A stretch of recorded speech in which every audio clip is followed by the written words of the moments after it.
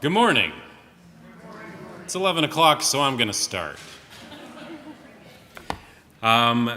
Please rise and embody your spirit as we sing hymn number 361, Enter, Rejoice, and Come In, our gathering hymn for April.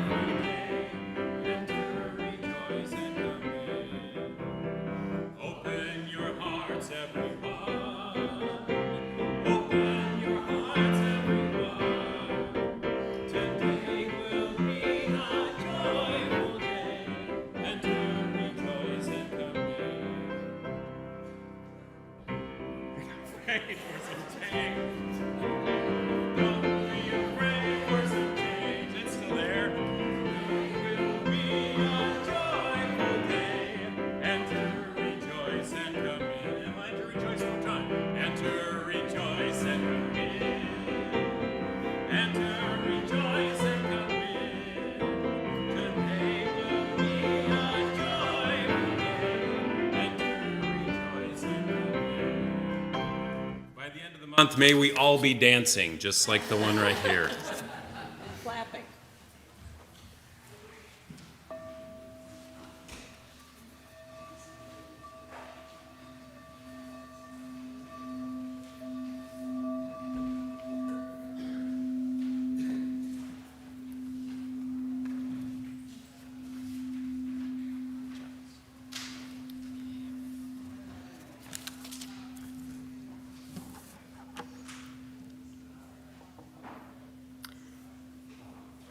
And our chalice lighting is up there? Yes. Warmth, Joy, Togetherness by Ben Sewell. If you'll all say this together with me. Out of the darkness, light. Out of the light, warmth. Out of the warmth, joy. Out of the joy, togetherness. May this flame hold us for the time we are here with one another. Good morning. I'm Erica Strauss, and it is my pleasure to welcome you to St. John's Unitarian Universalist Church. Here, we offer a community of hope, a community that can journey with you through life. You are welcome in this community no matter what identity you hold, no matter if you have documents that don't speak to your gender identity, or if you don't have documents at all. You are welcome here. You are welcome here if you are angry, scared, joyful, or confused. You are welcome here both in person and online, and we value the economic, cultural, racial, age, physical ability, sexual orientation, and gender diversity you bring to our community. A special welcome to visitors. Note that there are many great things happening at St. John's. Review your order of service, and you may want to check out the TV in the lobby or bulletin boards in our fellowship hall. And please join us in the fellowship hall for coffee, tea, snacks, and conversation after the service. Just a note, there is an omission in your order of service right after the meditation and before the Story for All Ages. We will be serenaded by the Let Us Singers, led by Edie Holder. They're performing in that space. Now, please put your cell phones into church mode, and again, welcome to St. John's. We'll now sing hymn 1000. Please rise and embody your spirit. Morning has come.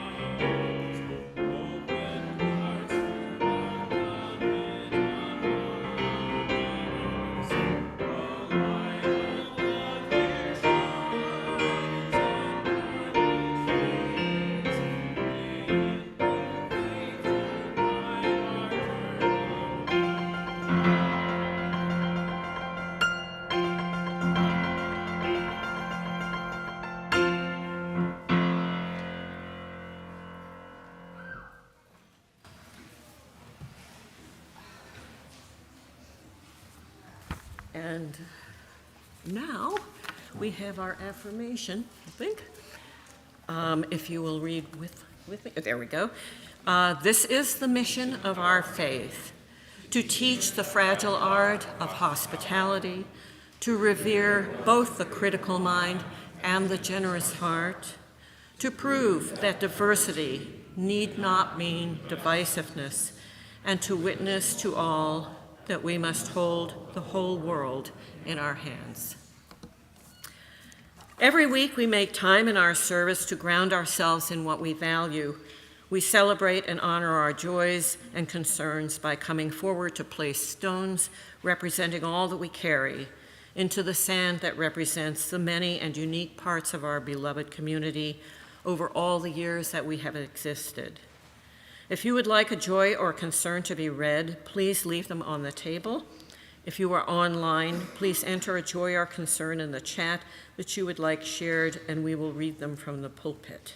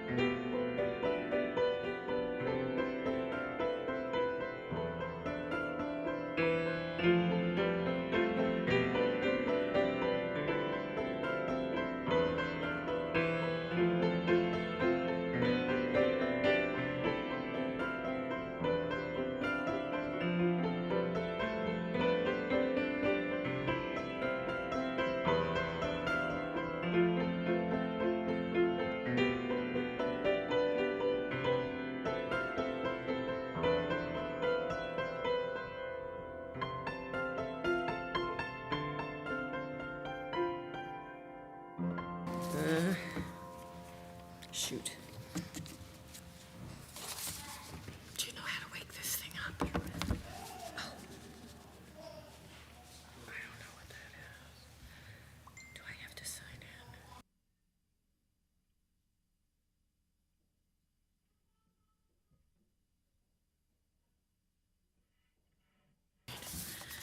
Thank you. We have a concern. Aaron Solar will have an auction announcement later. That's a concern? Yeah, somehow or another, it was on the concern thing. And then there's another that's an announcement. Okay, those are announcements. We have a concern from Wanda Crawford. Frank Meyer is in Germany with his father, who is failing. Karen Miller is in respite care while Frank is gone. Visitor text Karen would be appreciated. They will be back in their home tomorrow, just so you know. And online, we have from, I'm going to mispronounce this, John Kachuba. A joy, happy birthday to our son Matthew, currently completing a 3-month assignment in Ukraine. And then a concern, we are deeply saddened by the death of Jim Brandenburg. This is from Mary Darner, a renowned National Geographic and Minnesota photographer who advocated for the Boundary Waters Wilderness Area and Natural World. And I think that's it from, is that correct, Monica? Okay, good. We've got all the joys and concerns. Thank you. And now we have a meditation. It's called Nourished and Transformed by Lisa Garcia Sampson. Spirit of life and love, spirit that lives within us and between us and among us right now. Within this beloved community and in our work for collective liberation, may we continue to weave the web of trust and care to keep our bodies safe. But more than that, may our bodies be the site of healing, joy, and freedom. May we refuse to let our spirits be depleted and hardened by the forces of hate. Instead, may we open ourselves to be nourished and transformed by the movement for justice, knowing that our collective story is not what we are fighting against, but what we are fighting for. For ours is the work of creation. Ours is the work of inviting people into an irresistible movement rooted in our belief that a new world is possible. And at the center of our work is love and joy and the spirit of abundance. These are the things we are fighting for, and these are the things we are fighting with. May we know deep in our bones that this is the call of our faith. Amen and blessed be. And now we will have Edie Holder will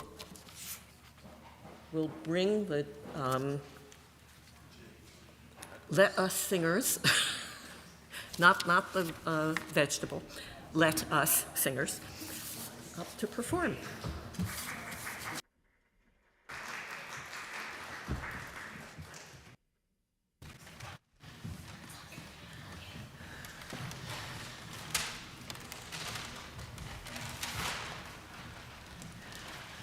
Good morning. We come with a banner as well. And we're also going to ask for congregational participation. We're going to sing Dona Nobis Pacem. That's Latin, forgive us, peace. And the way we're going to do it is we're going to all sing it first to remind you of what the tune is. There's only 3 words, so you just need a reminder of the tune. And then this half of the congregation will start. After we do it all completely, all us, then this half will start, then this half will start, and then we're going to sing, and we're going to have a nice round, and that's how it's going to be. Now, I wanted to say one more word about the words, give us peace. That's not just the lack of war.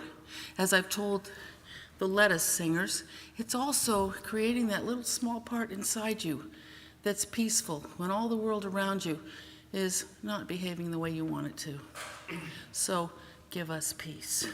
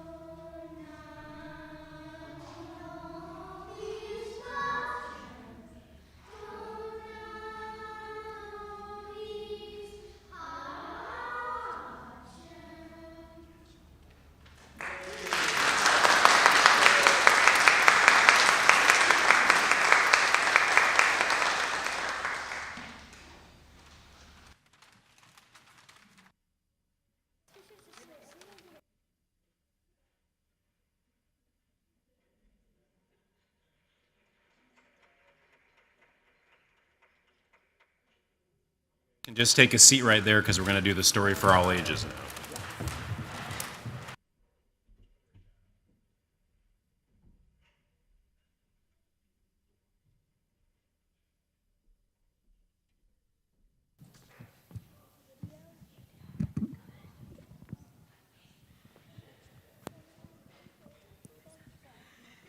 Hey, y'all. I'm right behind you now.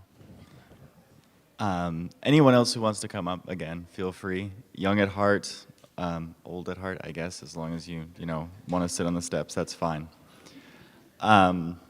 This one is The Good Samaritan, which most people know very well. A retelling by Juliet Donaldson, because the original is not very accessible.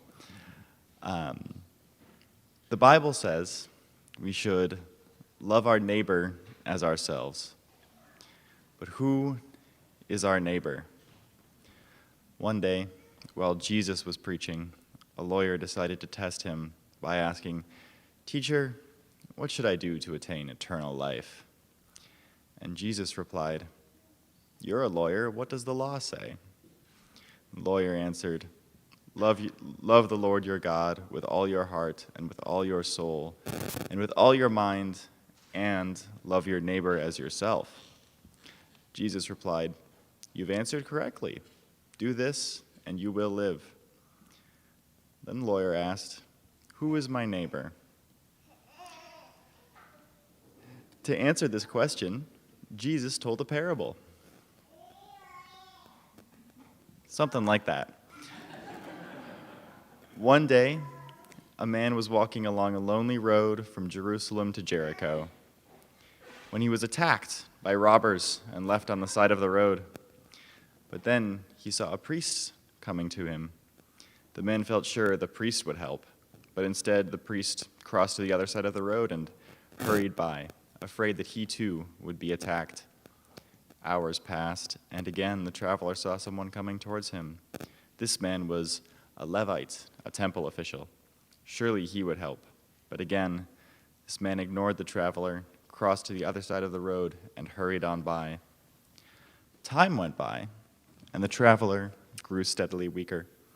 He was thirsty and hungry. He thought that perhaps he would be left on the road to die. Then he saw another figure walking towards him. Would this man help? But the traveler wasn't sure. This man was from a country called Samaria. The Samaritans were enemies of his people. If a priest and a Levite hadn't helped him, this Samaritan would surely refuse help as well. But to his surprise, the Samaritan stopped, gave him a drink of water, and helped him up. The Samaritan bandaged his wounds, placed him on his donkey, and took him to the nearby town where he found a room for him at an inn. He paid for a doctor to come and care for the traveler's wounds and provided money for his stay at the inn. The Samaritan told the innkeeper, "Look after him, and when I return, I will reimburse you for any extra expense you may have." After Jesus told the story, he asked the lawyer, "Who was the man's neighbor? The priest or the Levite, or was it the Samaritan?"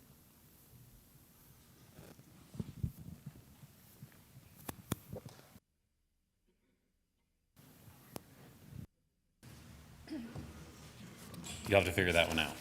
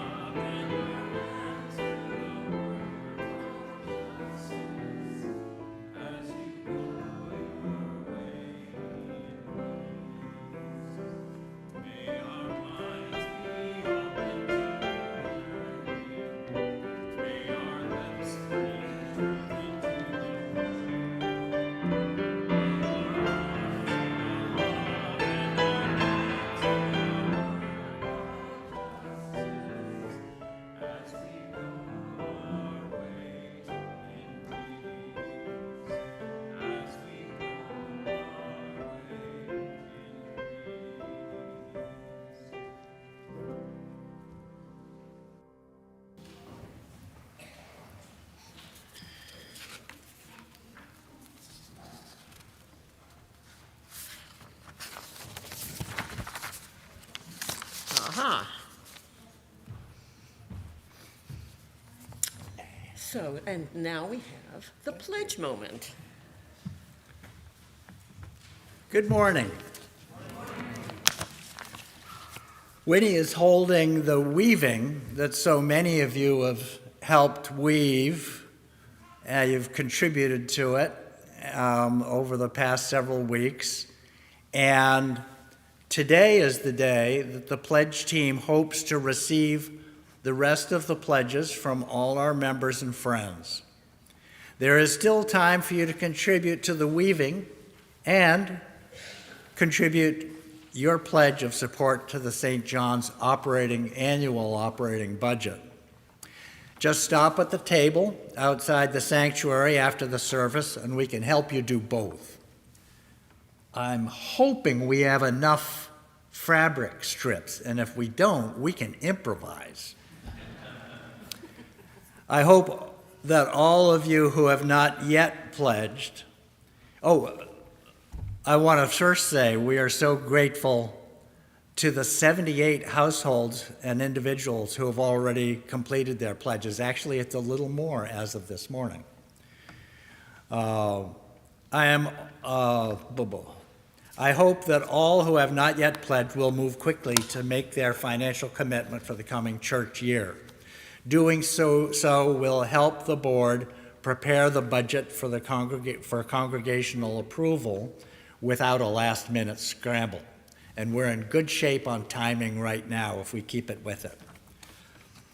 I'm also so grateful to Brennan Grayson, to Dick Fensel, to Diana Long, and Erna Olafson, all of whom so beautifully shared doing pledge talks and speaking from their own experience to shine a light to guide us in making our own decisions about pledging. This is another example of how we in the St. John's community support and strengthen each other by our presence and by our actions. We are so fortunate. Please remember that there are new ways to make your pledging simpler and quicker. You can use the QR code that you'll see many places. I think it's still, no, it isn't here. But outside just as you leave the sanctuary, there are a couple of posters with it. Or you can go to the St. John's website, and the main web page, there's a menu bar up top. One of the items is Give, and if you click that, you'll see, it'll take you where you'll see an online pledge form and everything else you'll need. This is one of the many opportunities we all have to join together, as 40 of us did yesterday in Washington Park, with others to weave a better future. Thank you.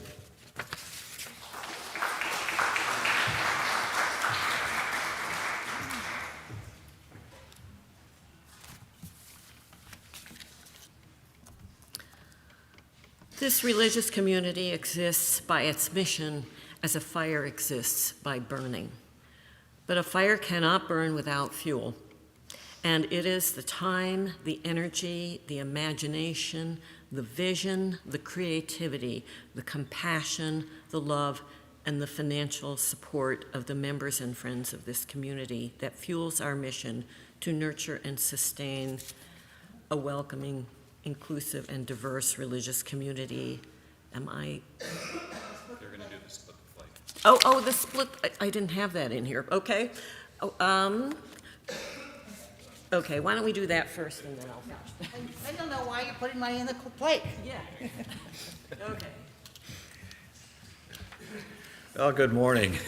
Despite this little kerfuffle, I'm Dick Fensel, and about a month ago I was here before you and asked you to consider pledging to support the church. Well, this morning I'm here for another reason. I'm asking you to support the Unitarian Universalist Service Committee as our Split the Plate partner this week. Carol and I have contributed to the UUSC for several years, and one of the reasons we do is that we want to share with marginalized people who are around the world, and there are some. UUSC does a little bit different way of partnering than a lot of public entities. They don't parachute in an American who knows all the answers and tells people what they do. They go in and they partner with local organizations, and they deal directly with people who are on the ground who understand what the problems of the localities are. And that is whether it's LGBTQ Ukrainians fleeing the Russian invasion, or Rohingya who are recovering from an earthquake, or just Guatemalan farmers who are trying to make a living and scratch a living out of their ground with their horrendous government that they've got. You will hear a lot more about the UUSC next week. St. John's is doing a program on, or a service on the Unitarian Universalist Service Committee. But here to tell you about the practicalities and the mechanics of making a split the plate donation is Carol. Okay. Hi. Normally, you may have already have a pledge that you put your money in. You also may have brought some money with you today, or you may have a checkbook. And whichever way you want to give, for those of you online, there should be information about the split the plate as well. Hopefully it's up there for the online people. But if you're writing a check, down the bottom of it, either you can write 100% goes to St. John's, 100% or something to the UUSC, or if you don't write anything in that line, it will be split. If you put money in the cash in the plate, that will also be split. So we do this as a time that when you can give to a specific organization that the church has decided is important. And like Dick said, you'll be hearing more about it, and also how you can get involved with the UUSC Resistance Network next week when Rev Jen is back, and that's what our service is. But today, Split the Plate is for the Unitarian Universalist Service Committee. Thank you.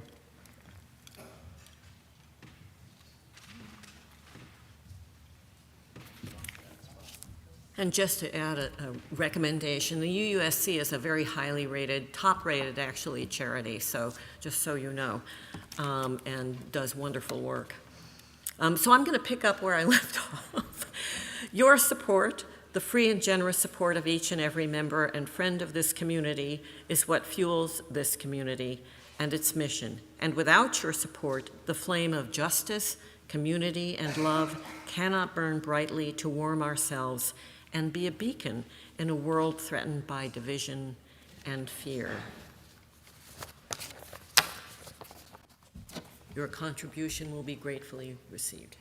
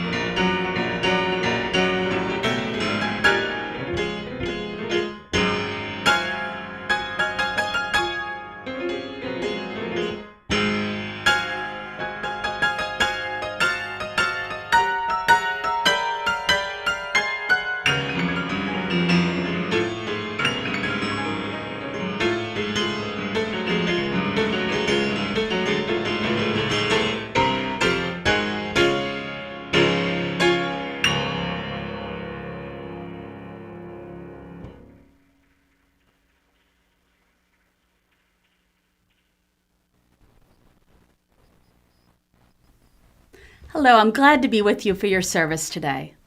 Our reading today comes to us from Howard Thurman, an African-American theologian from a Christian perspective.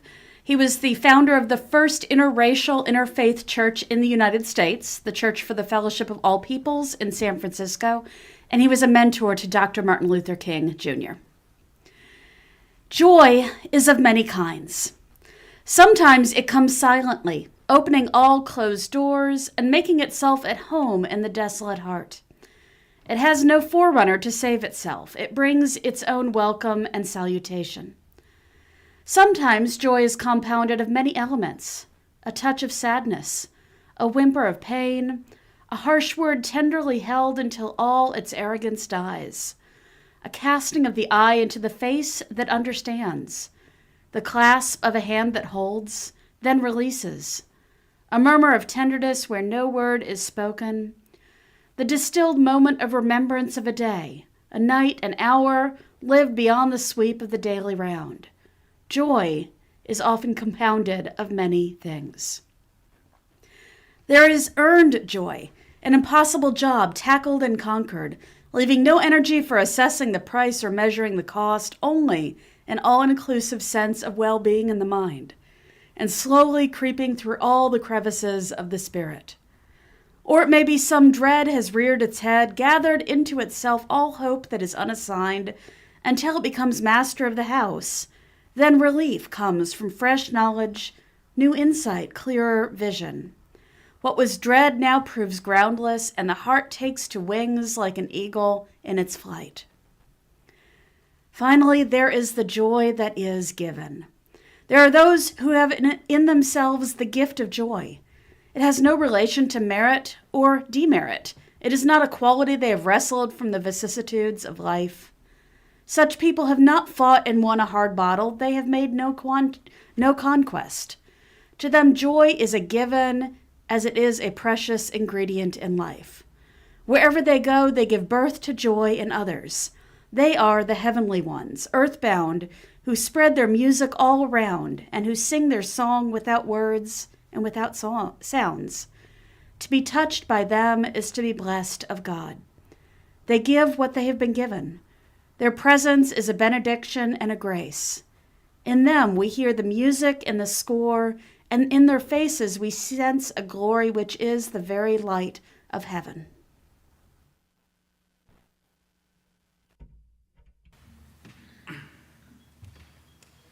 We'll now sing hymn 95, There is More Love Somewhere. Please rise in body or spirit.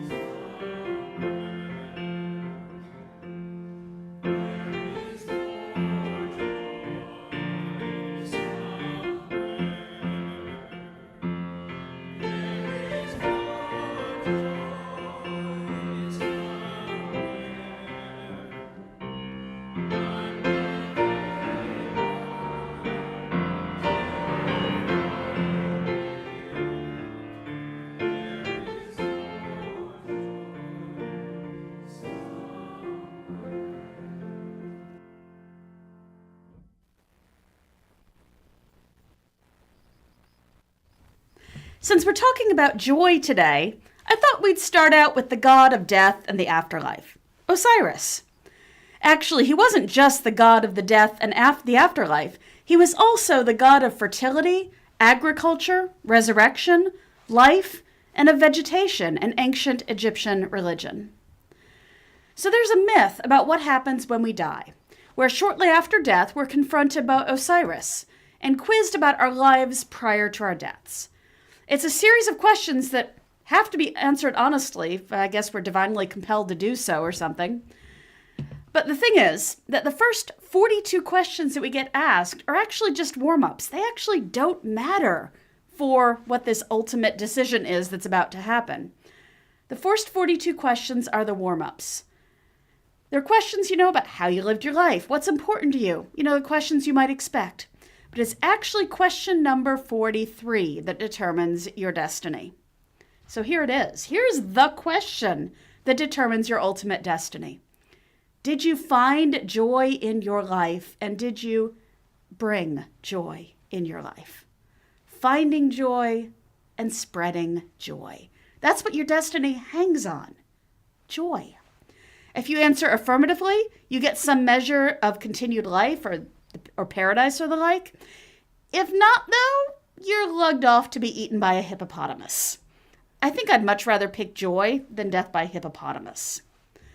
So then, is the purpose of life to find and spread joy? Now, a religion based on joy would certainly say so, which would be an awfully awesome religion, actually. And since I have no particular interest in being eaten by a hippopotamus, I'm happy to go along with that too. And so I ask you, where do you find joy in your life? What experiences do you have that bring you joy? And where do you go about making it happen for yourself? Now, I'm asking these things because joy isn't something that we can go out and buy. But the idea that we can buy it is way too prevalent in our world. Marketing has evolved over time from selling the product and the functional benefits that it gives you over to selling the way it makes you feel or the status it gives you or what's not. And that's how our brains get tricked into thinking that we can buy joy and happiness. Okay, I admit this is a soapbox I could go off on for a while.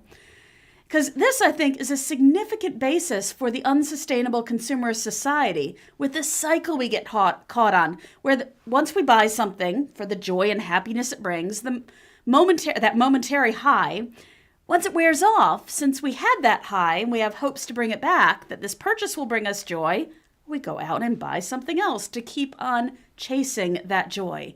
So the cycle keeps repeating itself while we continue to deplete the earth and the needs of so many of our fellow human beings. But really, joy isn't something that we can buy. It isn't something contained in an object or found in a purchase. It is much less material than that. Joy is a satisfaction and a feeling that comes from connecting with our own purpose and meaning. It's a moment that lifts us from the last and makes our hearts leap and swell. Now, happiness is part of joy, and so often the two get conflated when we're talking about them. But joy really is more than that. It's connected with our passion, our sense of purpose, with where we go about finding meaning in our lives.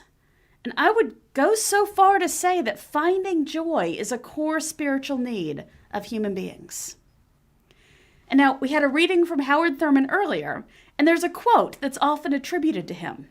There's no actual evidence that he actually said it or wrote it, but since I'm a huge fan of Dr. Thurman's, I'm happy to agree with popular thought and credit him with it anyways. So here it is. Don't ask what the world needs. Ask what makes you come alive, and go do that, because what the world needs are people who have come alive. Joy makes us come alive. And when we share it, it helps others to come alive too. So if Osiris were to ask you if you had spread joy in your life, would you be able to answer in the affirmative? How much joy have you shared? Have you enabled someone else to feel joy recently? How often? Another misnomer about joy, which may be lurking around the corner when we're thinking about things that bring us joy or happiness, is that something that brings us joy is enjoyable the whole time we're doing it. But if we let that be the case, we're going to be hard pressed to find something that brings us joy.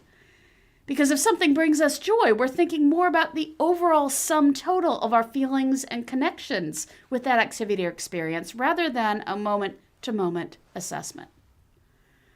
Some of my favorite podcasters have a phrase that I love that refers to the other moments, the ones that aren't necessarily enjoyable, but that contribute to the overall activity that brings us joy and meaning. When we're going through the other stuff, they call it drudging through the drudgery. Drudging through the drudgery. A road trip may make me feel joy overall, but the long drive when I'm getting drowsy or uncomfortable and the nasty restroom at the gas station, aren't particularly enjoyable. Getting to play Dungeons and Dragons online with my friends brings me joy. But creating a map for the next encounter and having the online map program that I'm using put things in the wrong place repeatedly or unexpectedly close and lose all my work isn't that enjoyable. But the overall experience brings me joy, and I would not trade the sum total for much anything else. It sometimes does involve drudging through the drudgery to get there, though. So, how can we know when we've actually found joy? What does it mean to find joy, and how do we know when we've found it? Not just a fleeting sense of happiness, but really deeply found joy. There's a popular method for decluttering that's been running around for the past several years that puts joy up front and center.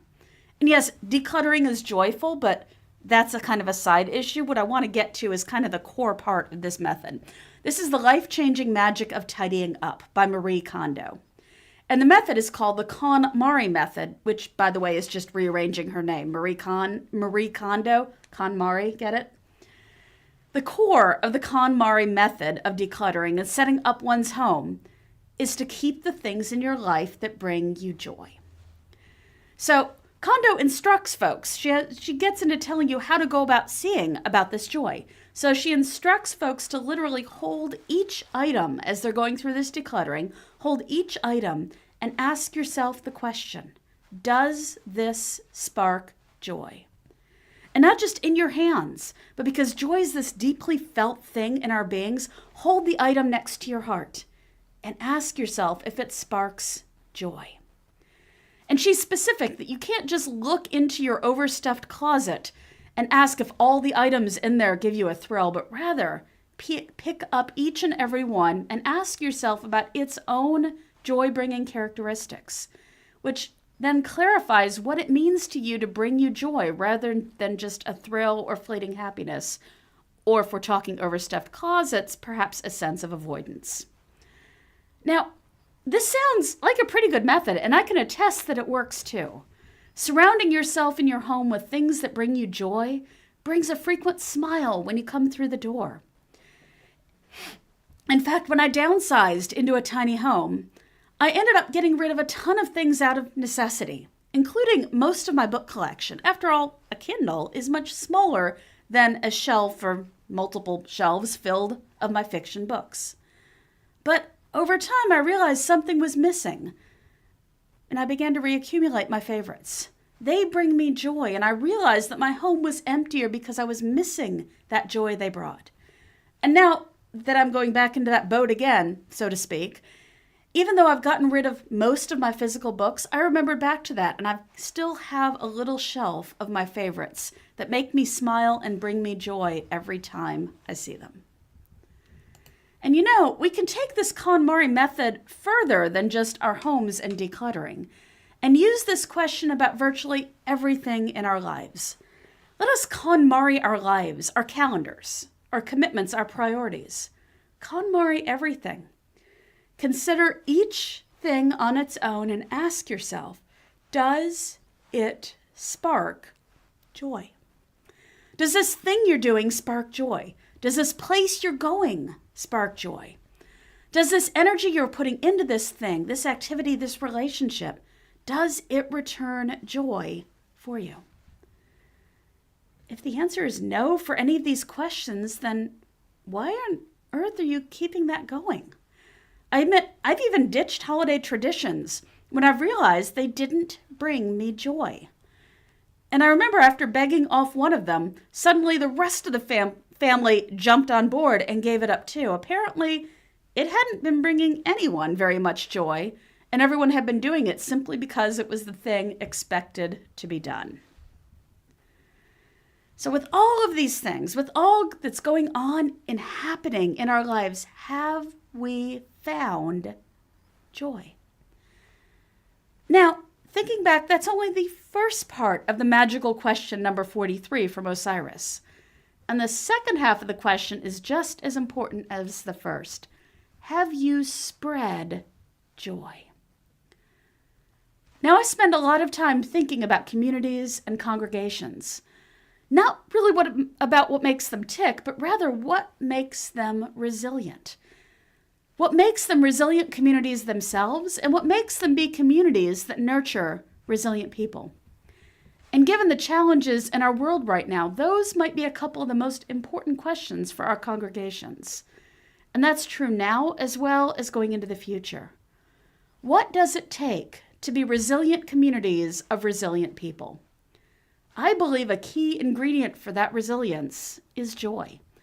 Communities that are joyful places where people are able to find joy and are able to share and spread and grow joy for each other. Go ahead and take a moment to think back to some communities that you've been part of, congregations or other sorts of communities, ones you're part of now, as well as ones you've been part of in the past. Think about the ones that you think most positively about, the ones where you thought were the most solid, the most valuable for their members and their communities. Of those, how many of them were joyful places? How many of them were places you could regularly experience joy? Joy when you were there with the other members of the community, taking part in the regular activities and the special activities in that community. How many of those were joyful places? I'd wager that a majority of the ones that you're thinking of positively were places where joy was readily found and spread. And probably the ones that you have less than positive memories of were decidedly less joyful for you. Now, we could talk about the chicken and the egg principle on whether joy makes a community stronger or a strong community brings about more joyful experiences. And maybe both of those are true anyways. I've come into communities where there was a lot of joy, and I've observed other things about the community I would say made it strong and resilient. And I've been in places that were less joyful and went about provoking and cheerleading for joy and watched as it brightened up and became a place that was more joyful and more healthier as a congregation. I don't know what causes what, but really doesn't matter. Why not just go about finding and cultivating joy and leaning into the experiences of joy just for the sake of joy? And there's one thing that I absolutely know about joy, and it's that true joy, once it's there, once you're looking at it and feeling it, true joy cannot be contained. I had ordered a gross of bouncy balls. That's 144 balls all together for a project I was working on at church. They came in one plastic bag all together. I just opened the package they arrived in, and I found myself holding a bag with a gross of bouncy balls. 144 neon-colored bouncy balls. And I admit, the first thing to go through my head was, I wonder how high they'll all bounce. So I held out the bag and dropped it, and they didn't bounce at all.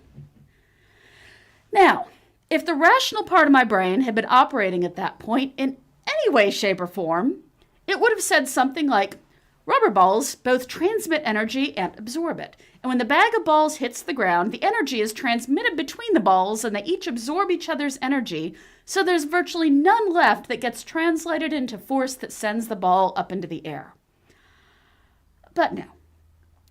A joyful bag of neon-colored bouncy balls does not reside anywhere near the rational part of my brain. So instead, I said, I must need to drop it from higher up. So I held the bag over my head this time, and when it fell, it bounced an inch. It couldn't help it, not from that height. Of course, still being miles away from the rational part of my brain, it only fueled my joyful insanity.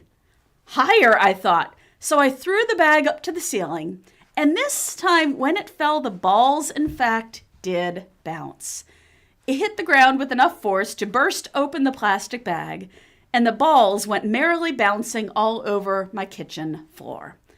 Apparently, the joy of a gross of neon-colored bouncy balls simply cannot be contained. True joy cannot be held back. It has to spread. So I ask, Where is joy residing in your life? Where is it hiding? Is it hiding in a corner or just there in plain sight? Where is joy residing in your congregation? What sparks joy for you? For you, for your friends, for the folks sitting right around you? And what can you do to let that joy bounce forth into the world? Let us fill our lives and our time and our communities with that which sparks joy for us. May we nurture our awareness for joy, for seeing it, for finding it, for chasing it all through our days. And as you go here with joy, from here with joy in your heart, remember, as Vietnamese Buddhist monk Thich Nhat Hanh often said, don't forget to smile.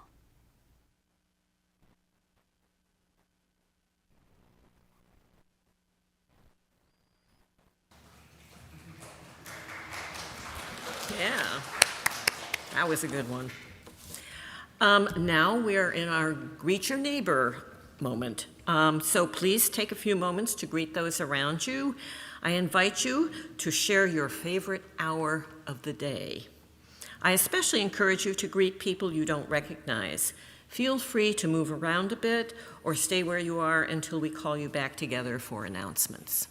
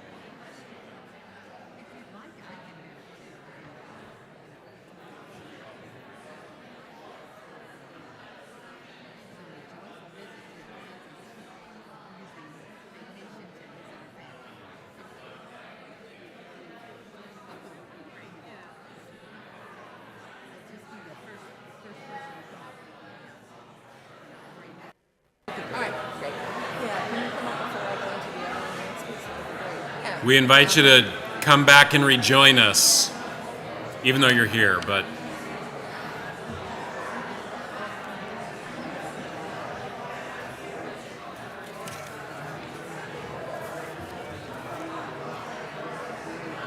you want me to say it again? Yeah, maybe. Go ahead and find your seats so we can do the announcements. Thank you.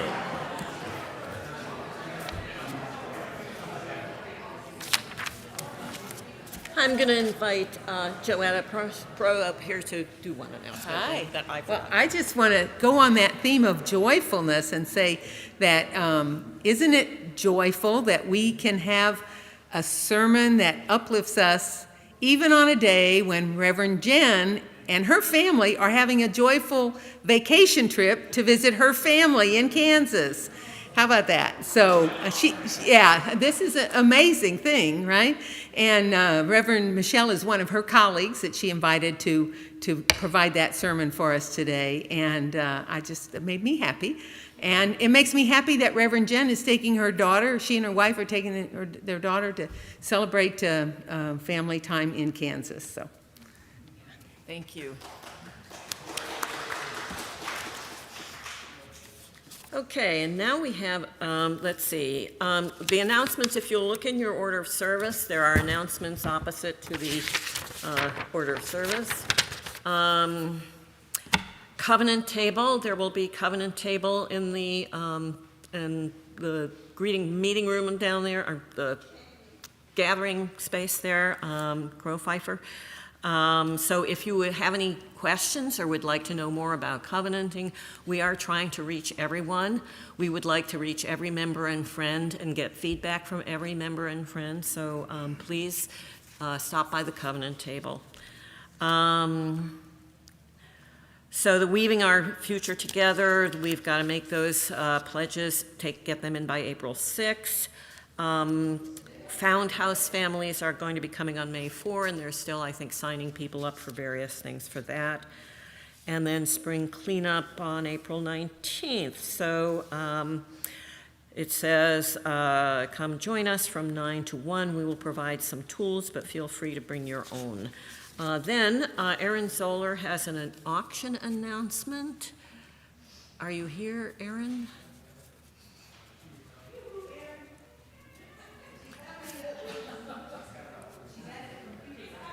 Okay, great. In the meantime, we have a announcement from the Green Sanctuary Group on Sunday, April 6th. That's today, I believe. After the service, they are going to be meeting. So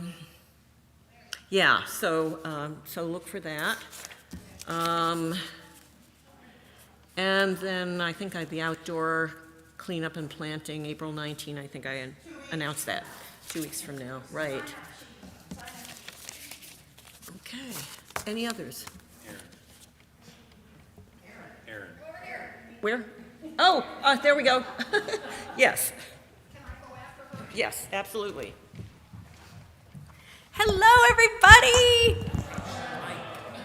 I hope you got a lovely night's sleep after yesterday's festivities. Before I tell you our current gross amount that we got last night, I do want to mention there are 2 tables that are all of the items that did not get collected. Those are under the picture wall in Kroll Pfeiffer. Under the announcements wall, parallel to the kitchen, those are all the items, physical items or services or things like that that did not, that either still have winners available or winning spots available or didn't get bid on. So please feel free to peruse those. Also, we had a few technical glitches. We have pet sitting service that Shannon is offering, and then a copy editing service that David is offering, so those sheets will also be out there. And then we completely forgot about the parking spot. So that sheet will also be out there. So don't hurt each other on your way to that sheet. But just remember, we're a loving community and we like each other. Our total as of this morning, I think was a little bit over $8,100. So, yay! I had a ton of fun. I hope you guys did too. Thank you for everybody who helped and donated and bid and came and ate and drank and all that. So it was fun. Yay! Thank you.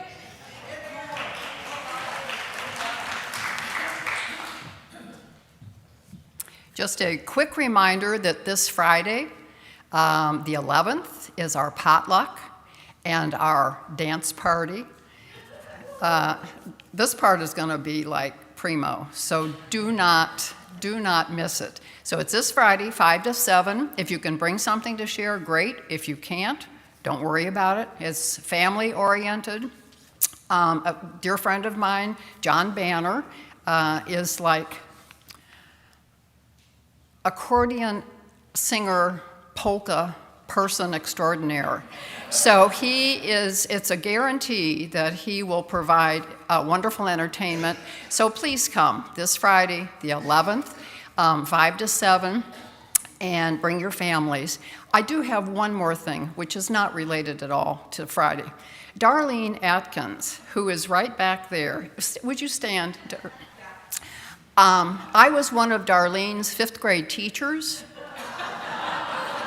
at Fairview when it was over in Fairview Heights at the old building, and I have not seen her since then. And she walked in the door this morning, and it was like, we knew each other. So it's been that long. So she lives in the state of Washington now, and she's back here for family issues and stuff. But a little shout out to Darlene.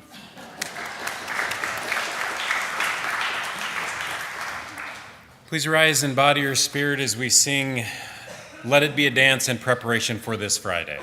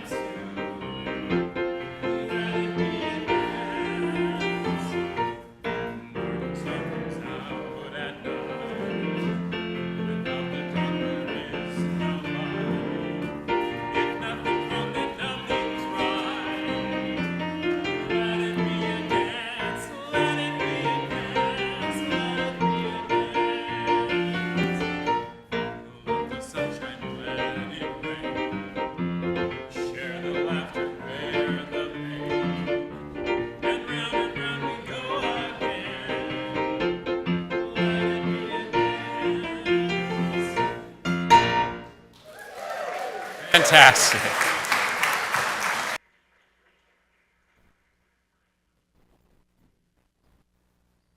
All that we have ever loved and all that we have ever been stands with us on the brink of all we aspire to create. A deeper peace, a larger love, a more embracing hope, a deeper joy in this life we share. Grow from here with peace, with love, with hope, and above all, with overflowing joy. And remember, don't forget to smile.